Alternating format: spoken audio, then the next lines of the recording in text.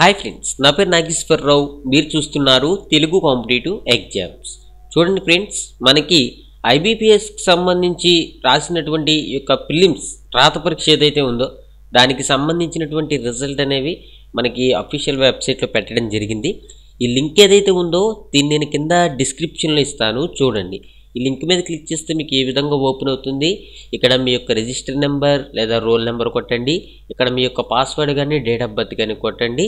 ఇక్కడ మీకు క్యాప్చా కనిపిస్తుంది కదా, ఈ క్యాప్చాని ఇక్కడ సేమ్ ఎంటర్ చేయండి. క్యాపిటల్ లెటర్స్ కనబడితే క్యాపిటల్ లెటర్స్, స్మాల్ లెటర్ కనబడితే స్మాల్ లెటర్స్, మధ్యలో స్పేస్ ఏదో ఉన్నట్టు అనిపిస్తుంది కానీ మీరు స్పేస్ ఏమి కొట్టవలసిన అవసరం లేదు. లాగిన్ అని కొట్టండి. లాగిన్ అయ్యి మీ యొక్క రిజల్ట్ అనేది చూసుకోండి. అయితే దేశవ్యాప్తంగా మనకేంటంటే 19 ప్రభుత్వ రంగ బ్యాంకుల్లో 7,275 క్లర్క్ పోస్టుల భర్తీకి ఐబీపీఎస్ నోటిఫికేషన్ అనేది జారీ చేసింది. ఈ సంగతి మన అందరికీ కూడా తెలిసిందే. వీటిలో తెలంగాణకు వచ్చేసి 162, ఆంధ్రప్రదేశ్కి 167 పోస్టులు కేటాయించారు. ఓకే ఇది ఫ్రెండ్స్.